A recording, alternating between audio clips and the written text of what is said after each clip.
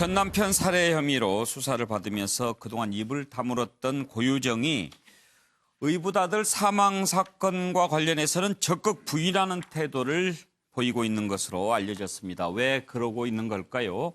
한번 좀 짚어보겠습니다.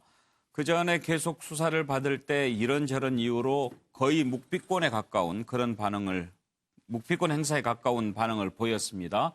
조사하려고 하면은 배가 아프다, 또 뭐 어디 다쳤다라고 하면서, 그리고 또 기억이 파편화됐다 이런 주장까지 했죠. 그랬는데 의붓아들 사망 사건과 관련해서도 좀 여러 가지 의문스러운 점들이 나타났고, 현재 남편도 아무래도 고유정이 살해한 것 같다라고 제기하면서 이 부분 조사하는데, 이 부분은 아주 눈물을 흘리면서 적극적으로 부인했다라고 합니다.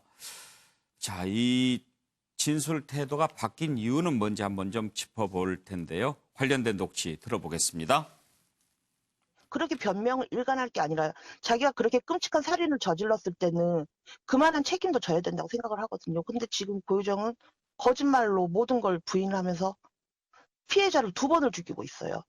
이건 제 가족이 아닌데도 너무 화가 나요. 근데 정말 그 실제 가족은 오죽하겠냐고요.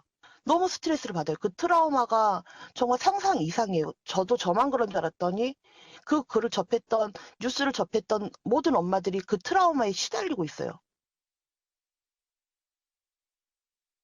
연락이 계속 안 되고 막 문자만 주고받다가 예. 30일 날 밤에 전화를 또 안 받더라고요. 갑자기 문자로 이제 성폭행을 당할 뻔했다. 이제 그런 문자를 받고 저는 이제 걱정이 돼서 내려오라고 했고, 손도 좀 다친 부분이 있고, 예. 그리고 뭐 저한테는 그렇게 말을 했어요. 수박을 썰다가 손에 잡힌 칼로 서로 물리적 충돌이 좀 있었고, 그러면서 이제 자기가 좀 다친 부분이 있었고, 그때 전 남편은 바로 미수에 그치자 밖으로 이제 그 펜션 밖으로 나가버렸다.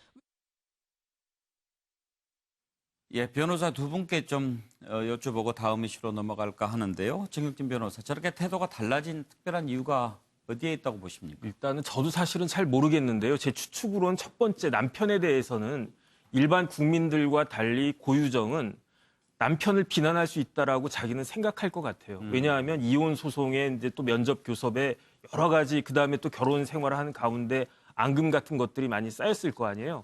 그러니까 제 생각에는 저 남자는 어쨌든 나쁜 사람이다라고 스스로 합리화할 수 있는 무엇인가가 있을 수 있겠다, 고유정한테는. 하지만 어린 애한테는 그런 게 전혀 없잖아요. 네. 그러니까 그런 애까지도 내가 만약에 살해를 했다고 하더라도 자기가 살해했다라고 하는 것을 스스로 밝히게 되면은 스스로도 그건 완전히 정말로 천하에 있을 수 없는 악한 사람이다, 이런 평가를 갖다 받을 것이 분명하니까 그렇고, 두 번째는 제가 봤을 때 이 모든 살인 사건의 동기는 제 생각은 아들이거든요. 예. 자기 아들을 지키겠다. 이 아들을 전 남편으로부터 완전히 배제시키고 내 아들, 새로 이루어진 가정 속에서 새로운 아들로 내가 키우겠다. 이게 가장 큰 목적이었던 것 같은데, 그런 사람이 그 전 남편의 그 현재 남편의 아들을 갖다가 죽였다, 의붓아들을 죽였다 그러면 결국 자기 아들한테도 그런 것들이 가지 않을까, 그런 생각으로 지금 적극적으로 방어를 하는 것이 아닌가. 그럴 수 있겠군요. 노영희 변호사께서는 혹시 어떤 이유 때문에 그런 것 같습니까? 생명에 대한 이중적 태도가 있는 것 같은데요. 그런데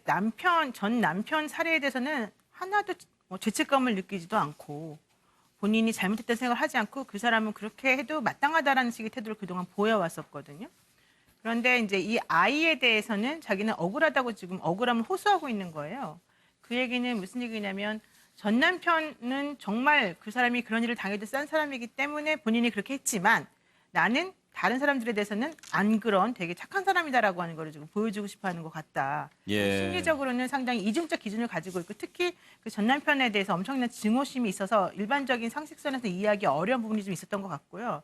어차피 사실은 그 본인이 전 남편 죽인 것에 대해서는 이미 스스로 자백을 했기 때문에, 물론 그 동기나 이런 건 다르지만 자백을 한 상황인데, 여기에 만약에 아이까지 본인이 뭐 그런 식으로 잘못된 행동을 했다는 게 밝혀지게 된다면 사실은 더 이상은 그 본인의 행동에 대해서 어떤 명분이나 이런 것들을 세울 수가 없기 때문에 스스로에게 아마도 떳떳하지 못하다라고 생각하는 것 같아요. 만약에 이 아이와 자기가 관련이 된다면.